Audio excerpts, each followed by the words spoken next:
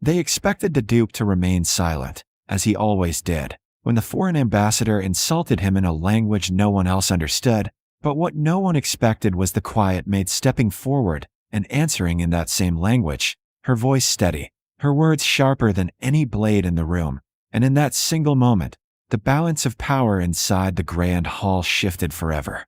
The evening had begun like any other carefully orchestrated display of aristocratic control, with the Voss estate illuminated in gold and crystal, every corridor polished to perfection, every servant rehearsed into near invisibility, and every noble guest dressed not merely to impress, but to assert their place within a hierarchy that thrived on perception.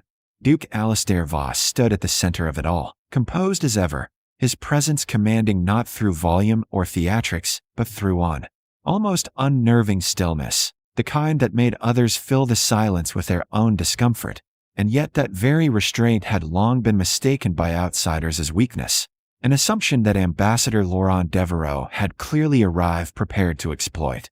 The ambassador was everything the Duke was not: expressive, charming, deliberately loud in both laughter and gesture, a man who treated conversation like a performance and every audience like a stage. And as the banquet unfolded beneath glittering chandeliers, it became clear he intended to dominate the evening not through diplomacy, but through subtle humiliation disguised as wit.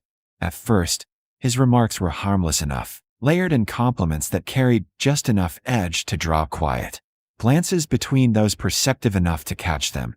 But then, midway through the second course, he shifted, effortlessly abandoning the common tongue and slipping into his native language, his tone lowering just enough to evade most ears while remaining perfectly audible to those he intended to reach.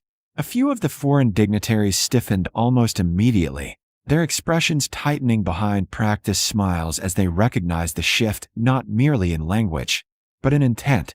The ambassador's words, though elegantly phrased, were unmistakably cutting as he questioned the Duke's reputation, mocking the quiet authority that defined him, suggesting that a man who spoke so little must surely think even less, and worse, implying that his title had been handed to him by inheritance rather than secured through merit. Each sentence delivered with a soft, almost amused cadence that made the insult feel all the more deliberate. And through it all, the Duke did not react.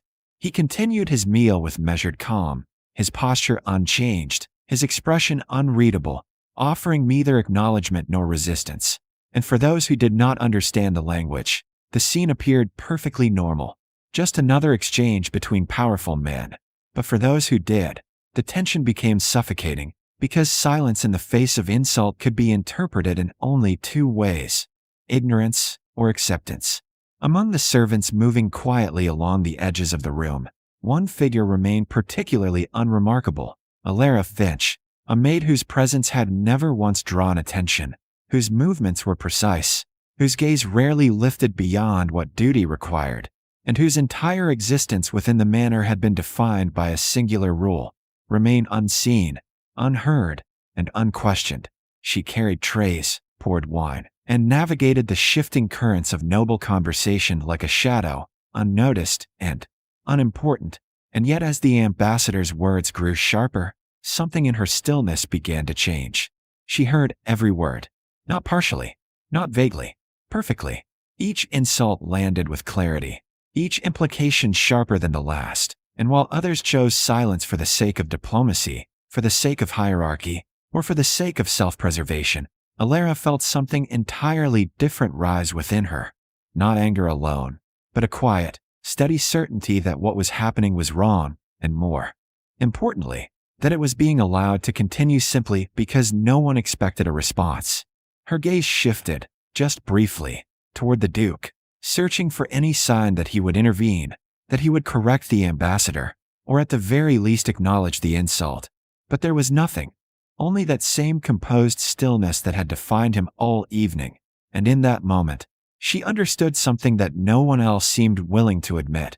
He was choosing silence, not because he was incapable of responding, but because he refused to lower himself to the ambassador's tactics. And yet that choice, however dignified, came at a cost: the cost of perception, of respect, of allowing others to define him in his own hall. The ambassador leaned slightly forward then, his voice softening further as he delivered what was perhaps his most cutting remark yet, something that drew a nearly imperceptible intake of breath from one of the foreign guests seated nearby. And still, the Duke did nothing. The room held its breath. And that was when Elara made her decision. It was not dramatic, not sudden in the way others might later describe it, but rather a quiet step forward, a shift in position that should have gone unnoticed, except that it didn't. Because when she spoke, her voice carried, not loudly, not forcefully, but with a clarity that cut clean through the layered conversations and silences alike. She addressed the ambassador directly, in his own language, her pronunciation flawless, her tone steady and unyielding, and in that single sentence, polite in structure but unmistakably firm in intent, she did what no one else in the room had dared to do. She acknowledged the insult and challenged it. The effect was immediate. Conversations stopped mid-sentence. Glasses paused halfway to lips. Every gaze turned, not toward the ambassador, not even toward the Duke, but toward her. A maid, standing in the center of a royal banquet, speaking a language most of the room did not understand, and doing so with a confidence that did not belong to her station. The ambassador's expression shifted, just for a fraction of a second, amusement flickering into surprise before settling into something more calculating, and the Duke, silent, composed, unreadable Duke Alistair Voss, finally lifted his eyes to look at her, not with anger, not with dismissal, but with something far more dangerous, attention. Because in a world where everyone played their assigned role without question, Elara Finch had just done the unthinkable. She had stepped out of hers, and in doing so, she had changed the course of the evening in a way no one, not even the Duke himself, could yet fully understand. The room had not yet recovered from the shock of her first words when the tension sharpened into something far more dangerous, because now every eye was fixed not only on the ambassador, but on the maid who had dared to interrupt him, and in that suspended moment, it became painfully clear that what happened next would not simply be dismissed as a misunderstanding or a lapse in decorum, but would define the balance of power within the Duke's own hall. Elara did not retreat after speaking. She remained exactly where she was, her posture straight, her hands steady at her sides despite the weight of dozens of scrutinizing gazes pressing down on her. And though she could feel the unspoken warning in the silence around her, the reminder of her place, of the consequences that could follow, she did not lower her eyes, because to do so now would be to undo everything she had just risked. Across from her, Ambassador Laurent Devereaux leaned back slightly in his chair, studying her with renewed interest, the easy charm he had worn all evening giving way to something sharper, more deliberate, as if he had just discovered an unexpected piece in a game he thought he had already mastered. When he spoke again, he did so in the same language, his voice smooth, almost amused, but threaded now with a subtle edge meant only for those who understood. "How unusual," he remarked, his gaze flicking briefly toward the Duke before returning to her, "that a household servant possesses such refined comprehension. Tell me, did your master teach you? Or have you simply spent too much time listening where you do not belong?" A quiet ripple moved through the few who understood him, their expressions tightening as the insult shifted from the Duke to her, testing not only her knowledge but her right to use it. Elara did not hesitate. "Understanding is not a crime," she replied evenly, her accent matching his own precision, though using it to conceal disrespect might be. The response landed cleanly, drawing a sharper reaction this time, several guests now clearly aware, if not of the exact words, then of the tone, the challenge embedded within it. And the ambassador's smile thinned, not disappearing entirely, but losing its earlier ease as he realized she would not be easily dismissed. He leaned forward slightly, lowering his voice further, as if attempting once more to reclaim the advantage through subtlety. "Careful," he said softly. "You speak boldly for someone so easily replaced." The threat was unmistakable. It was not shouted, not even implied loudly enough for the entire room to grasp, but it carried a weight that pressed in on the moment like a tightening vice, and for a fraction of a second, even those who did not understand the language seemed to sense it. The shift from entertainment to something far more serious. Still, Elara did not falter. If anything, her stillness deepened, her calm becoming more deliberate, more controlled, as if she had already considered the cost of speaking and chosen to accept it. When she answered, she did so not quietly, but clearly enough that the surrounding tables could hear, her voice transitioning back into the common tongue so that no meaning could be hidden this time. Then perhaps, she said, her gaze steady on the ambassador, it would be wiser to speak openly, rather than rely on words you believe no one else can challenge. The effect was immediate. What had been a contained exchange now expanded, drawing the attention of the entire hall as guests turned more fully toward them, the soft hum of conversation fading into a charged silence that no longer pretended ignorance. The ambassador's expression hardened almost imperceptibly, caught between irritation and intrigue, because the situation had slipped beyond his initial control. What had been intended as a private humiliation of the Duke was now being dragged into the open, reframed, and, worse, challenged by someone he could not easily confront without appearing petty or cruel. Very well, he said at last, switching languages with a deliberate smoothness that ensured everyone could now follow. If you insist on understanding, then let us be clear. I merely observe that a man who refuses to speak may not deserve to be heard. A collective intake of breath followed, the insult now undeniable, no longer cloaked in refinement or distance, and for the first time, all eyes shifted to the Duke, waiting, expecting, demanding a response. But before he could speak, before even the smallest change could register in his expression, Elara answered again. Or perhaps, she said, her voice calm but carrying easily through the room, he understands that not every voice deserves a reply. The words landed with precision, not raised, not forced, but impossible to ignore, and the silence that followed was heavier than anything that had come before, because now the challenge had been completed, drawn fully into the open where it could no longer be disguised as wit or dismissed as misunderstanding. The ambassador's gaze locked onto her, the amusement gone entirely now, replaced by something colder, more calculating, as if reassessing not just her, but the entire situation he had walked into so confidently. He had expected passivity, expected control, expected a silent Duke and an obedient household. But instead, he had been met with resistance, and not from the man he had targeted, but from someone he had not even considered worth noticing.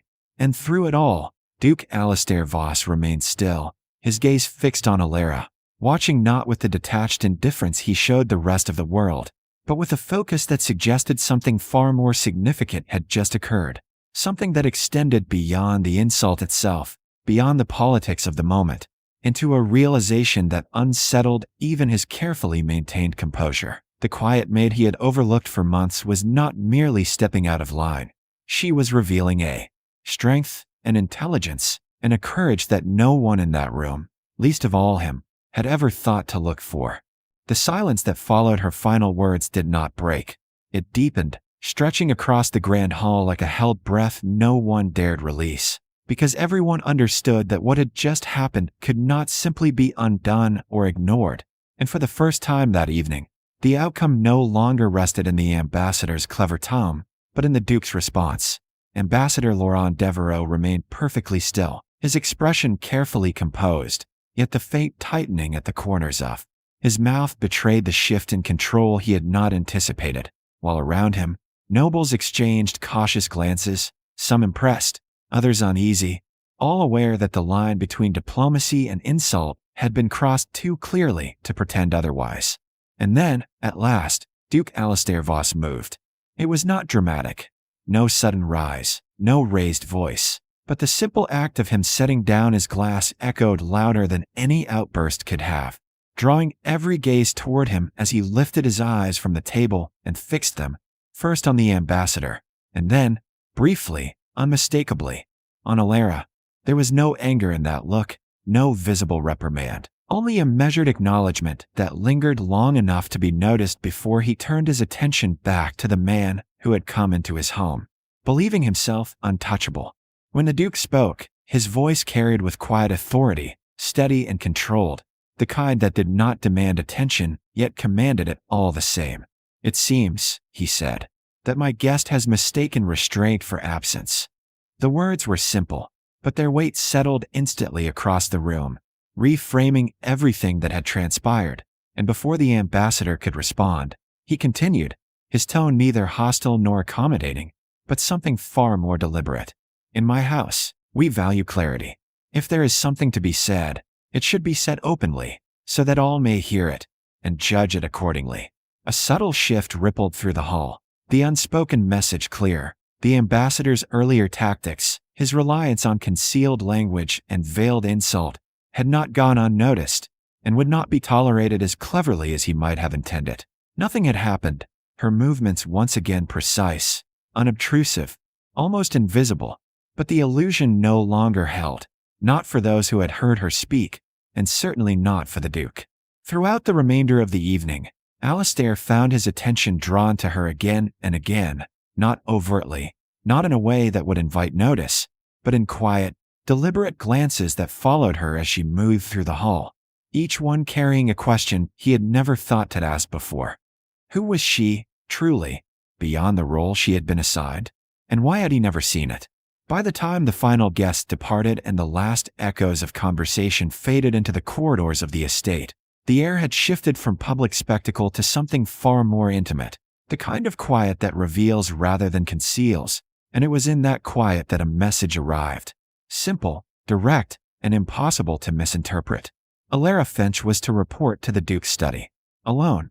The walk there felt longer than it should have, each step measured, each breath carefully controlled, not from fear alone, but from the awareness that whatever awaited her would not be insignificant. She had crossed a line that could not be uncrossed, spoken where she was meant to remain silent, and while the outcome in the hall had favored her, the consequences beyond it were still unknown.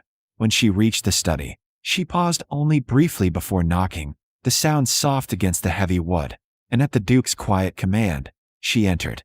The room was dimly lit, the fire casting a low, steady glow that softened the sharp lines of the space, and Alistair stood near the window, his back partially turned as though he had been considering something long before she arrived. He did not speak immediately, allowing the silence to settle between them, not oppressive, but deliberate, as if giving the moment the weight it deserved. Finally, he turned. You speak his language fluently, he said, not as a question, but as a statement, his gaze fixed on her with an intensity far removed from the distant composure he showed the rest of the world. Elara inclined her head slightly. Yes, my lord. And others. There was a brief pause. A few. The answer lingered, hinting at more than it revealed, and for a moment, neither of them spoke, the space between them charged with unasked questions and unspoken truths, until he broke the silence once more. You chose to intervene, he said, knowing the risk. This time, she met his gaze, just enough to answer without defiance. Yes. Another pause, longer now, as though he were weighing not her actions, but what they meant. You placed yourself in a position you had no obligation to take, he continued, his tone steady, but softer than before. Why? The question hung in the air, simple on the surface, yet carrying a depth that reached far beyond the events of the evening, and Elara's answer, when it came, was equally unadorned. Because no one else did. The honesty of it settled between them, unembellished, undeniable, and something in the Duke's expression shifted, not visibly enough for most to notice, but enough to mark a change that neither of them could ignore. You shouldn't have, he said at last, the words measured, almost automatic. I know. And then, after a brief pause that altered everything, I'm glad you did. It was not praise in the way others might offer it, nor forgiveness, nor even approval, but something far more significant, because it acknowledged not only her action, but its value. And in that acknowledgement, something fragile and unfamiliar took root between them, something that did not belong to titles or hierarchy or expectation, but to the quiet understanding of two people who had, in a single moment, seen each other clearly for the first time.